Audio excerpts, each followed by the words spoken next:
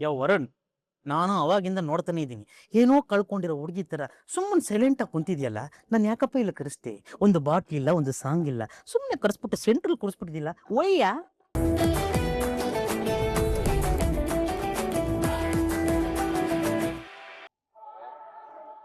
ಇಲ್ಲಿ ಏನ್ ನಡೀತಾ ಇದೆ? ಗೆಲ್ಲೋದ್ ನಾನೇ ಅಂತ ಹೇಳಿ ಇಷ್ಟು ಉದ್ದ ಭಾಷಣ ಮಾಡಿದ್ರಿ, ದೊಡ್ಡದಾಗಿ ಏನೇನೋ ಪ್ಲಾನ್ ಮಾಡಿದ್ರಿ. ಅದೇ ಇವಾಗ ಏನಾಯ್ತು? ಸತ್ಯ ಹೇಳಿ, ನಿಮ್ ಉದ್ದೇಶ ಏನಾದ್ರು ಬೇರೆ ಇದ್ಯಾ? ಏನಾಗೋಗಿದೆ ಅಂತ ಇಷ್ಟೊಂದು ಕೋಪ ಮಾಡ್ಕೊಳ್ತಾ ಇದೀಯಾ? ನನ್ ಕೈಯಲ್ಲಿ ಅವಳು ಕಿತ್ಕೊಂಡಿದ್ದಾಳೆ. ಅಷ್ಟೆಲ್ಲ ಅಡೆತಡೆಗಳನ್ನ ಮೀರಿ ಅವಳು ಈ ರೇಸ್ ಅಲ್ಲಿ ಗೆಲ್ಲೆ ಅಂದ್ರೆ ಇಲ್ಲಿ ಎಲ್ಲೋ ಏನೋ ಮಿಸ್ ಹೊಡಿತಾ ಇದೆ ಅಂತ ಅನಿಸ್ತಾ ಇಲ್ವಾ? ಇದ್ಯಾವ ದೊಡ್ಡ ವಿಷಯ ಅಂತ ಮಾತಾಡ್ತಾ ಇದೀಯಾ? ಅವಳು ಗೆದ್ದಿರೋದು ಜಸ್ಟ್ ಸೈಕಲ್ ಅಷ್ಟೇ ತಾನೇ. ಹೌದು ಅನಿತಾ, ಇದರಿಂದ ಫೈನಲ್ ರಿಸಲ್ಟ್ ಮೇಲೆ ಏನು ಎಫೆಕ್ಟ್ ಬೀಳಲ್ಲ. ನಮ್ ಗುರಿ ಇರೋದು ಎಲೆಕ್ಷನ್ ಗೆಲ್ಲೋದ್ರ ಮೇಲೆ ತಾನೆ. ಆ ಎಲೆಕ್ಷನ್ ಅಲ್ಲಿ ನೀನೇ ಅನಿತಾ. ಅವಳೇನೋ ರೇಸ್ ಅಲ್ಲಿ ಗೆದ್ಬಿಟ್ಲು ಅಂತ ಪಡ್ಕೊಳ್ಳೋದಾದ್ರೂ ಏನೋ, ನೀನ್ ಕಳ್ಕೊಳ್ಳೋದಾದ್ರೂ ಏನು. ಆದ್ರೂ ಅಂಕಲ್ ಅಷ್ಟೆಲ್ಲ ಪ್ಲಾನ್ ಮಾಡಿದ್ರು, ಅದನ್ನೆಲ್ಲ ಅವಳು ದಾಟ್ ಬಂದಲ್ಲ. ಅದ್ರಿಂದ ಅವಳ ಆತ್ಮವಿಶ್ವಾಸ ಎಷ್ಟು ಹೆಚ್ಚಾಗಿದೆ ಗೊತ್ತಾ? ಹೋಗ್ಲಿ ಬಿಡು, ಅದೃಷ್ಟ ಅವಳ ಕಡೆಗಿತ್ತು. ಮೇಲಾಗಿ ರೇಸು ಅವಳ ಕೈಯಲ್ಲಿತ್ತು, ಅದಕ್ಕೆ ಅವಳು ಗೆದ್ಲು. ಆದ್ರೆ ಮಾಡೋ ಅಧಿಕಾರ ಇರೋದು ನಮ್ಗೆ ತಾನೇ. ಇಲ್ಲಿ ಅವಳಿಗೇನು ಮಾಡಕ್ ಆಗಲ್ವೇ? ಕರೆಕ್ಟ್ ಲಲಿತಾ. ನಾವ್ ಯಾರು, ನಮ್ಮ ಕೆಪಾಸಿಟಿ ಏನು, ನಮ್ಮ ಒಗ್ಗಟ್ಟು ಏನು ಅನ್ನೋದು ಎಲೆಕ್ಷನ್ ಅಲ್ಲಿ ಗೊತ್ತಾಗುತ್ತೆ. ನಮ್ಮ ಮನೆಯವ್ರ ಓಟ್ ಎಲ್ಲ ನಿನ್ಗೆ ಅನಿತಾ. ಇಲ್ಲ ದೊಡ್ಡ ಮಾವ, ಅವಳು ಗೆದ್ದಾಗ ಆ ಸಂಗೀತ ಹೆಂಗ್ ಕುಣಿತಾ ಇದ್ಲು ಅಂತ ನೀವೇ ನೋಡ್ತಾ ಇದ್ರಿ ಅಲ್ವಾ? ಮತ್ ಸ್ಕೂಲಿಂದ ಬಂದು ಆ ನಯನ ಜೋಶಿಂದ ವಿಶ್ ಮಾಡಿದ್ದೇ ಮಾಡಿತ್ತು. ಅವ್ರ ವಿಷಯ ಬಿಡಮ್ಮ. ನಮ್ ಮಂಜುಳ ಒಂದ್ಸಲ ಗುಟ್ರ ಹಾಕಿ ಬೆದರಿಸಿ ಹೆದರ್ಸಿದ್ರೆ ಅವ್ರ ಓಟು ನಿನಗೇನೆ. ಬಾವಾ, ಈ ಸಂಗೀತಗಾದ್ರೂ ಗದರ್ಸಿ ಅವಳ ಕೈಲಿ ಓಟ್ ಹಾಕ್ಸ್ಬೋದು. ಈ ನೈನಾ ಇದ್ದಾಳಲ್ಲ, ಯಾರಿಗೂ ಭಯನೇ ಪಡಲ್ಲ, ನನ್ಗೆ ತಿರುಗುತ್ರ ಕೊಡ್ತಾಳೆ. ಹೌದಾ? ಹಾಗಾದ್ರೆ ಅವಳ ಓಟನ್ನೇ ಕ್ಯಾನ್ಸಲ್ ಮಾಡ್ಬಿಡೋಣ ಬಿಡು. ಅದ್ ಹೇಗ್ರಿ? ಅದ್ ಹೇಗೆ ಅಂದ್ರೆ, ಅವಳಿಗಿನ್ನೂ 18 ತುಂಬಿಲ್ಲ, ನಿರ್ಧಾರ ಮಾಡೋ ಬುದ್ಧಿಶಕ್ತಿ ಇಲ್ಲ, ಅವಳಿನ್ನೂ ಮೈನರ್ ಅಂತೇಳಿ ಅವಳು ವೋಟ್ ಮಾಡೋ ಪವರ್ನ ಕಿತ್ಕೊಂಡ್ಬಿಡೋಣ. ಬಾವಾ, ಇದಕ್ಕ ಅವಳು ಒಪ್ತಾಳ? ಆ ಝಾನ್ಸಿ ಸುಮ್ನಿರ್ತಾಳ? ಒಪ್ಪಲ್ಲಮ್ಮ. ಹಾಗಂತ ನಾವು ಸುಮ್ಮನೆ ಬಿಡಬಾರ್ದು. ರೂಲ್ಸ್ ಮಾಡುವಾಗ ವೋಟರ್ ಐಡಿ ಇರಬೇಕು ಅಂತ ಹೇಳೋಣ. 18 ತುಂಬದೇ ಇರೋರಿಗೆ ದೇಶ ಕಟ್ಟೋರ್ನೇ ಸೆಲೆಕ್ಟ್ ಮಾಡೋ ಹಕ್ಕಿಲ್ಲ. ಅಂತದ್ರಲ್ಲಿ ಸಂಸಾರ ನಡೆಸೋರ್ನ ಸೆಲೆಕ್ಷನ್ ಮಾಡಕ್ ಆಗುತ್ತಾ ಅಂತ ಪಾಯಿಂಟ್ ಹಾಕ್ತೀನಿ. ಅವಳು ವೋಟಿಂಗ್ ಪವರ್ನೇ ಡಿಸ್ಕ್ವಾಲಿಫೈ ಮಾಡ್ತೀನಿ. ಹೌದು ದೊಡ್ಡಪ್ಪ, ಹಾಗ್ ಮಾಡಿದ್ರೇನೆ ಅವಳಗ್ ಬೀಳು ಒಂದು ಓಟು ಕೂಡ ತಡ್ದಾಗುತ್ತೆ. ನಾಳೆ ಬೇಗ ಎದ್ದು ಮರ್ಯಾದೆಯಿಂದ ಸ್ಕೂಲ್ಗೆ ಹೋಗು ಅಂತ ಹೇಳ್ತೀನಿ ಬಿಡಿ ಬಾವಾ. ರೀ, ನನ್ಗೊಂದ್ ಡೌಟು. ಲಲಿತಾ, ನಿನ್ಗೆ ಏನ್ ಡೌಟ್ ಇದ್ರು ಮಾತಾಡಿವಾಗ. ನಿನ್ನ ಡೌಟು ಅಭಿಪ್ರಾಯಕ್ಕೆ ತುಂಬಾ ವ್ಯಾಲ್ಯೂ ಇದೆ. ಮಾತಾಡು. ಅಲ್ಲ ರೀ, ನಮ್ ರಾಘು ಅನಿತಿಗೆ ವೋಟ್ ಹಾಕ್ತಾನ?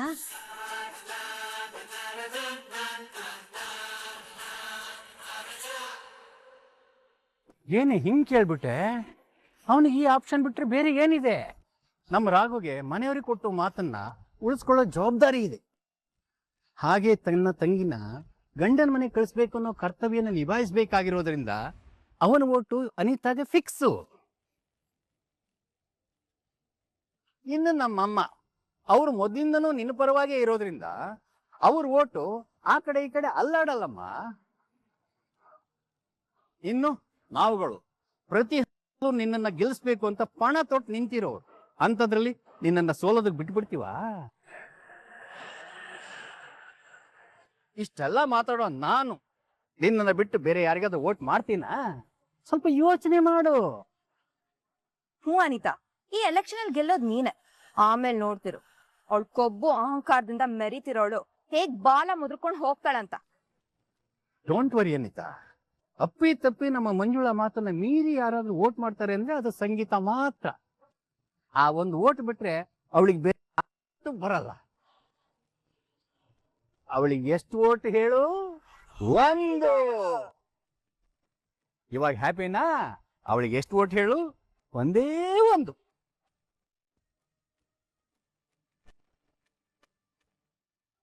ವರುಣ್, ನಾನು ಅವಾಗಿಂದ ನೋಡ್ತಾನೆ ಇದ್ದೀನಿ. ಏನೋ ಕಳ್ಕೊಂಡಿರೋ ಹುಡುಗಿ ಥರ ಸುಮ್ಮನೆ ಸೈಲೆಂಟಾಗಿ ಕುಂತಿದ್ಯಲ್ಲ. ನಾನು ಯಾಕಪ್ಪ ಇಲ್ಲ ಕರೆಸ್ತೆ? ಒಂದು ಬಾಟ್ಲ್ ಇಲ್ಲ, ಒಂದು ಸಾಂಗ್ ಇಲ್ಲ, ಸುಮ್ಮನೆ ಕರೆಸ್ಬಿಟ್ಟು ಸೆಂಟ್ರಲ್ ಕೂರಿಸ್ಬಿಟ್ಟಿದ್ದಿಲ್ಲ. ಒಯ್ಯ ನಾನು ತುಂಬಾ ಕನ್ಫ್ಯೂಸ್ ಆಗಿದ್ದೀನಿ ಜಿಕೆ. ತಗೊಳ್ಳು. ಅಲ್ಲ, ನೀನು ಇಲ್ಲಿ ನನ್ನ ಕರೆಸಿದ ಮಾತ್ರಕ್ಕೆ ನಿನ್ನ ಕನ್ಫ್ಯೂಷನ್ ದೂರ ಆಗ್ಬಿಡುತ್ತಾ? ಗೊತ್ತಿಲ್ಲ, ಆದ್ರೆ ನನ್ನ ಮಾತು ನಿಮ್ಗೆ ಹೇಳ್ಬೇಕು. ಅಂದ್ರೆ ನಿನ್ನ ಮಾತಿಗೆ ನನ್ನ ಕಿವಿ ಬೇಕು ಅಂದಂಗಾಯ್ತು. ಏನು ವಿಷಯ? ನಾವ್ ಮಾಡ್ತಾ ಇರೋ ಸರಿನಾ? ತಪ್ಪು ಮಾಡೋದನ್ನ ಬಿಟ್ಬಿಟ್ಟು ತೆಪ್ಪಗೆ ಕುಂತಿರೋನ ಹತ್ರ ನಾವು ಮಾಡ್ತಾ ಇರೋದು ಸರಿನಾ ಅಂತ ಕೇಳಿದ್ರೆ ನಾನು ಏನ್ ಹೇಳಪ್ಪ? ನಾನು ಹೇಳೋದ್ ಕೇಳು ಜಿಕೆ. ನಾನು ನವದೀಪ್ ಸರ್ ಜೊತೆ ಇದ್ದೀನಿ. ಅವ್ರ ಕಾರಣದಿಂದ ನಾನು ಹೊಟ್ಟೆ ತುಂಬ್ತಾ ಇದೆ. ನೀನು ಕೂಡ ಮಾನ್ಯತಾ ಮೇಡಮ್ ಜೊತೆ ಬದುಕ್ತಾ ಇದ್ಯಾ, ಅವ್ರ ಕೆಲಸ ಮಾಡ್ತಾ ಇದ್ಯಾ. ನಾವಿಬ್ರು ನಿಯತ್ತಾಗಿಲ್ವಾ? ಬೇರೆ ಏನೇ ಖಾಲಿ ಆದ್ರೂ ನಮ್ಮ ನಿಯತ್ತು ಅನ್ನೋದು ಖಾಲಿ ಆಗಲ್ಲ. ಅದೇ ತಾನೆ ನಮ್ಮ ಪ್ಲಸ್ಸು ಮೈನಸ್ಸು ಎಲ್ಲ. ಹಾಗಿದ್ಮೇಲೆ ತುಂಬಾ ದೊಡ್ಡ ದ್ರೋಹ ಆಗ್ತಿದೆ ಅಂತ ಗೊತ್ತಿದ್ದು ಸುಮ್ನೆ ಇರೋದು ತಪ್ಪಲ್ವಾ ಜಿಕೆ? ಯಾಕೆ?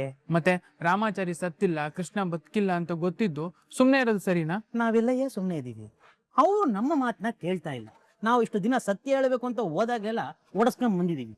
ಇನ್ನು ಮುಂದಕ್ಕೆ ನಾವೇನಾದ್ರೂ ಸತ್ಯನ ಎಳ್ಳೇಬೇಕು ಅಂತ ಹೋದ್ರೆ ಬಾಯಿಂದ ಸತ್ಯ ಬರಲ್ಲ, ರಕ್ತ ಬರುತ್ತೆ, ಬಡ್ದು ಸಾಯಿಸ್ಬಿಡ್ತಾರೆ. ಹಾಗಂತ ನನ್ ಕಣ್ಣೆದುರೆ ನಮ್ ದಣಿಗೆ ಅನ್ಯಾಯ ಆಗ್ತಿರೆ ನೋಡ್ಕೊಂಡು ನಿಂತ್ಕೊಬೇಕಾ ಜಿಕೆ? ಅದೇ ನ್ಯಾಯ ಅಂತ ಆ ದೇವ್ರು ನಿರ್ಧಾರ ಮಾಡಿದಾನೆ ಅಂತಂದ್ರೆ ನಾವು ಸುಮ್ಮನಿರೋದೇ ಸರಿ. ಅಂದ್ರೆ ನೋಡೋವರುಣ್, ನಿಮ್ಮ ಬಾಸು ಒಳ್ಳೆಯವರ? ಇಲ್ಲ. ಅದೇ ತರ ನಮ್ಮ ಮಾನ್ಯತಾ ಮೇಡಮ್ ಅವರಾದ್ರೂ ಒಳ್ಳೆಯವರ? ಇಲ್ಲ. ನಿಮ್ಮ ಬಾಸು ಬಿಸ್ನೆಸ್ ಅಲ್ಲಿ ನಂಬರ್ 1 ಆಗ್ಬೇಕು ಅಂತ ಮಾನ್ಯತಾ ಅವರ ಗಂಡನ್ನ ನಾಶ ಮಾಡಿದ್ರು. ಅದಕ್ಕೆ ಮಾನ್ಯತಾ ಅವರು ಸಾಥ್ ಕೊಟ್ರು. ಇನ್ನು ರಾಮಾಚಾರಿ ಅನ್ಕೊಂಡು ಆ ಕೃಷ್ಣನ್ನ ಸಾಯಿಸಿದ್ದು ಇವರೇ. ನಾಳೆ ಯಾವ್ದಾದ್ರು ಒಂದು ವಿಚಾರಕ್ಕೆ ನಮ್ಮನ್ನ ಸಾಯಿಸಲ್ಲ. ಇವ್ರಿಗೆಲ್ಲ ಕೆಲ್ಸದವ್ರು ಅಂತಂದ್ರೆ ಇವ್ರು ಕೂತ್ಕೊಳ್ಳೋ ಸಿಂಹಾಸನಕ್ಕಿರುತ್ತಲ್ಲ ಮೆಟ್ಲು, ಆ ತರ ನಾವು ಮೆಟ್ಲನ್ನ ಯಾವತ್ತಿದ್ರು ತುಳಿಯಕ್ ಮಾತ್ರ ಯೂಸ್ ಮಾಡ್ತಾರೆ. ಅಂದ್ರೆ ಈಗ ನಾವು ಸುಳ್ಳಿನ ಬದುಕು ಸರಿ ಇಲ್ಲ ಅಂತ ಗೊತ್ತಾಗ್ತಾ ಇದ್ದಂಗೆ ನಾವು ಸತ್ಯದ ಪರವಾಗಿ ನಿಂತ್ಕೋಬೇಕು. ನಮ್ಮ ಸತ್ಯ ಅವ್ರಿಗೆ ಅರ್ಥ ಆಗ್ತಾ ಇಲ್ಲ ಅನ್ನೋದಕ್ಕೆ ಕಾರಣ ಏನಪ್ಪಾ ಅಂತಂದ್ರೆ ಆ ದೇವ್ರು ನಮ್ಮನ್ನ ಸತ್ಯದ ಪರವಾಗಿ ನಿಂತ್ಕೊಳ್ಳಿ ಅಂತ ಎಚ್ಚರಿಸ್ತಾ ಇದ್ದಾನೆ ಅಂತ ನಾವು ತಿಳ್ಕೋಬೇಕು. ಆದ್ರೂ ನೋಡು, ಸತ್ಯ ಹೇಳಿ ನಾವು ಸಾಯ್ಬೇಕಾ ಅಥವಾ ಸತ್ಯದ ಜೊತೆ ನಿಂತು ಆ ದೇವರ ಆಶೀರ್ವಾದದಿಂದ ನಾವು ಬದುಕ್ಬೇಕಾ ಅನ್ನೋದನ್ನ ಡಿಸೈಡ್ ಮಾಡೋ ಒಂದು ಸಿಚುವೇಶನ್ ನಮ್ದು. ಕಟ್ಟಿಗೆ ಅನ್ನ ಬೇಸಕ್ ಮಾತ್ರ ಇರೋದು. ಬೆಂದ ಅನ್ನ ಮೃಷ್ಟಾನ್ನ ಆಗ್ಬೇಕಾ ಪಿಂಡ ಆಗ್ಬೇಕಾ ಅಂತ ಅವ್ರವರೇ ಡಿಸೈಡ್ ಮಾಡ್ಕೋಬೇಕು. ನೋಡುವರುಣ್, ಒಳ್ಳೆದನ್ನ ಯೋಚನೆ ಮಾಡ್ಬೇಕಾದ್ರೆ ನಾವು ಇಷ್ಟೊಂದು ನೆಮ್ಮದಿಯಾಗಿರ್ಬೇಕಾದ್ರೆ ಇನ್ನು ಒಳ್ಳೆಯವರಾಗಿ ಬದುಕಿದ್ರೆ ಇನ್ನೆಷ್ಟು ನೆಮ್ಮದಿ ಇರ್ಬೇಡ. ಯೋಚನೆ ಮಾಡು. ನೀನ್ ಹೇಳ್ತಾ ಇರೋದು ಸರಿನೇ ಜಿಕೆ, ಆದ್ರೂ ನನ್ ಮನ್ಸು ಯಾಕೋ ಒಪ್ಪಲ್ಲ. ಮನಸ್ಸು ಒಪ್ಪಲ್ಲ. ಇದ್ದಕ್ಕಿದ್ದಂಗೆ ಬದಲಾಗೋದು ಕಷ್ಟ. ರಾಮಾಚಾರಿ ಚಾರು ಮೇಡಮ್ ಬೇರೆ ಕಾಣಿಸ್ತಾ ಇಲ್ಲ. ನನ್ಗೆ ತುಂಬಾ ಟೆನ್ಷನ್ ಆಗ್ತಾ ಇದೆ. ರಾಮಾಚಾರಿ ಚಾರು ಕಾಣಿಸ್ತಾ ಇಲ್ಲ ಅಂತಂದ್ರೆ ಅದರ ಅರ್ಥ ಅವ್ರಿಗೆ ಒಳ್ಳೇದು ಮಾಡ್ಕೊಳ್ಳೋದಕ್ಕೆ ಏನೋ ರಣತಂತ್ರ ಮಾಡ್ತಾ ಇದ್ದಾರೆ ಅಂತ ಇಲ್ಲ, ಅವರು ಬೇರೆಯವ್ರಿಗೆ ಒಳ್ಳೇದು ಮಾಡೋದಕ್ಕೆ ಹೋಗಿದ್ದಾರೆ ಅಂತ. ಆಮೇಲೆ ವೋಟಿಂಗ್ ಟೈಮಲ್ಲಿ ಎಲ್ಲರೂ ಅಲ್ಲಿರ್ಬೇಕು. ಎಲೆಕ್ಷನ್ ಹೇಗೆ ಮಾಡಬೇಕು ಅನ್ನೋದ್ರ ಬಗ್ಗೆ ನಾನು ಡೀಟೇಲ್ ಆಗಿ ಹೇಳ್ತೀನಿ. ಝಾನ್ಸಿ ಅನಿತಾನ ಇಬ್ಬರು ಬಿಟ್ಟು ಉಳಿದವರೆಲ್ಲರೂ ನನ್ನ ಹೆಂಡತಿ ಲಲಿತಾನ ಫಾಲೋ ಮಾಡಿ. ಅವಳು ಎಲ್ಲಿ ಕರ್ಕೊಂಡು ಹೋಗ್ತಾಳೋ ಅಲ್ಲಿಗೆ ಹೋಗಿ, ಹಿಂದೆ ನಾನು ಬರ್ತೀನಿ. ಸರಿ ದೊಡ್ಡಪ್ಪ, ಬನ್ರಿ ಎಲ್ರು.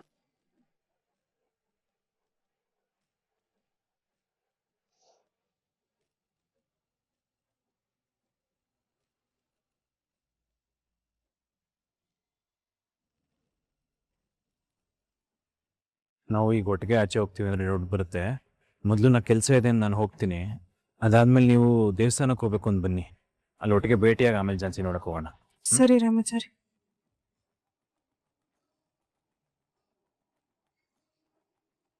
ಕೃಷ್ಣ, ಎಲ್ಲಿಗೆ ಹೊರಟಿಯಪ್ಪ? ಅಮ್ಮ, ನಾನು ಸ್ವಲ್ಪ ಹೊರಗೆ ಹೋಗ್ತಾ ಇದ್ದೀನಿ. ಯಾಕೋ ಮಗ್ನೆ ಇದ್ದಕ್ಕಿದ್ದಂಗೆ ಹೋಗ್ತಾ ಇದೆಯಾ? ಅದು ರುಕ್ಕು ನೆನ್ನೆ ಫೋನ್ ಮಾಡಿದ್ಲು, ಮನೆಗೆ ಒಂದು ಸ್ವಲ್ಪ ಸಾಮಾನು ಬೇಕಿತ್ತಂತೆ. ನಾನು ನೆನ್ನೆ ಹೋಗೋಕ್ಕಾಗ್ಲಿಲ್ವಲ್ಲ, ಅದಕ್ಕೆ ಇವತ್ತು ಹೋಗಿ ಒಂದು ಸ್ವಲ್ಪ ತೆಕೊಟ್ಬಿಟ್ಟು ಬಂದ್ಬಿಡ್ತೀನಿ. ಸರಿ ಮಗ್ನೆ, ಹುಷಾರಾಗಿ ಹೋಗ್ಬಾ. ಅಮ್ಮ, ಹಂಗೆ ಒಂದು ಸ್ವಲ್ಪ ನಾನು ಬರೋದು ತಡ ಆಗ್ಬೋದು. ನಾನು ಅಲ್ಲಿ ರೀಚ್ ಆದ್ಮೇಲೆ ನಿನಗೆ ಫೋನ್ ಮಾಡ್ತೀನಿ. ಹೌದಾ? ಹುಷಾರಾಗಿ ಹೋಗ್ಬಿಟ್ಟು ಪಾಪ. ಅಜ್ಜಿ, ಹೋಗಿ ಬರ್ತೀನಿ. ಆಯ್ತಪ್ಪ.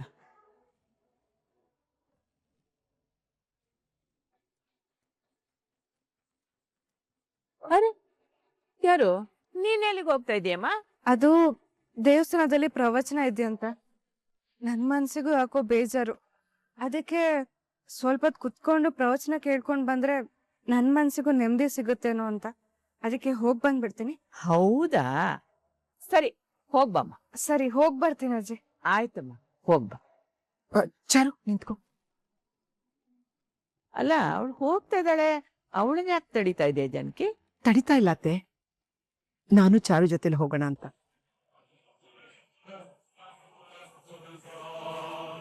ಅಯ್ಯೋ ಅತ್ತೆಮ್ಮ, ನೀವ್ ಯಾಕೆ? ನೀನೊಬ್ಳೆ ಹೋಗ್ತಾ ಇದೆಯಲ್ಲ, ಅದಕ್ಕೆ ನಾನು ಬರೋಣ ಅಂತ.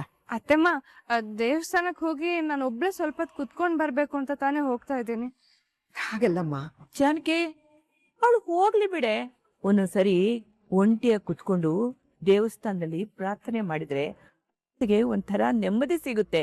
ಅವಳು ಹೋಗ್ತೀನಿ ಅಂತ ಹೇಳ್ತಾ ಇದ್ದಾಳೆ, ಹೋಗ್ಲಿ ಬಿಡು. ನನ್ ಮನ್ಸಲ್ಲಿರೋದ್ನ ಚೆನ್ನಾಗಿ ಅರ್ಥ ಮಾಡ್ಕೊಂಡಿದ್ದಕ್ಕೆ ಥ್ಯಾಂಕ್ಸ್ ಅಜ್ಜಿ. ಚಾರು, ಒಂದ್ ಹೆಣ್ಣು ಇನ್ನೊಂದ್ ಹೆಣ್ಣಿನ ಮನಸ್ಸು ಚೆನ್ನಾಗಿ ಅರ್ಥ ಆಗುತ್ತೆ ಬಿಡಮ್ಮ.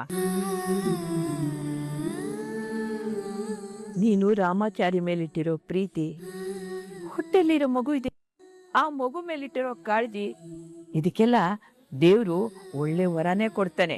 ಹೋಗ್ಬಿಟ್ ಬಾಮ್ಮ.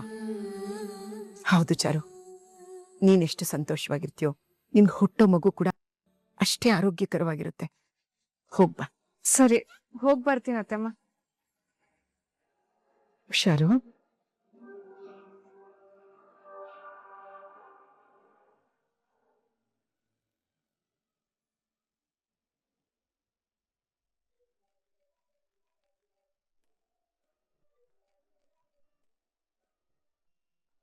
ಚಾರು ಡಾರ್ಲಿಂಗ್, ಈಗಲೂ ನನ್ನ ಮೇಲೆ ಕೋಪ ಮಾಡ್ಕೊಂಡಿದ್ಯಾ ಅಥವಾ ಕೋಪ ಕಡಿಮೆ ಆಗಿದೆಯಾ ಅಂತ ತಿಳ್ಕೊಳ್ಳೋಣ ಅಂತ. ಕಡಿಮೆ ಆಗಿದೆ. ಏನ್ ಕಾಲ್ ಮಾಡಿದ್ದು? ಅದು ಲಾಸ್ಟ್ ಟೈಮ್ ಗುಸ್ಸ ಮಾಡ್ಕೊಂಡು ಹೋಗಿದ್ರಲ್ಲ, ಈಗ ಗುಸ್ಸ ಕೂಲ್ ಆಗಿದೆ ಅಂತ ಹೇಳ್ತಾ ಇದ್ದೀರಾ. So last time angry face ನೋಡಿದ್ದೆ, ಈಗ ನನ್ನ ಡಾರ್ಲಿಂಗ್ದು ಕೂಲ್ ಆಗಿರೋ ಫೇಸ್ ಹೇಗಿದೆ ಅಂತ ನೋಡೋ ಕ್ಯೂರಿಯಾಸಿಟಿ ಅಷ್ಟೇ. ಅದಕ್ಕೆ ಹಮ್ ದೋನೋ ಮೀಟ್ ಮಾಡೋಣ ಡಾರ್ಲಿಂಗ್. ಹಾ, ಓಕೆ ಓಕೆ. ಓಕೆನಾ?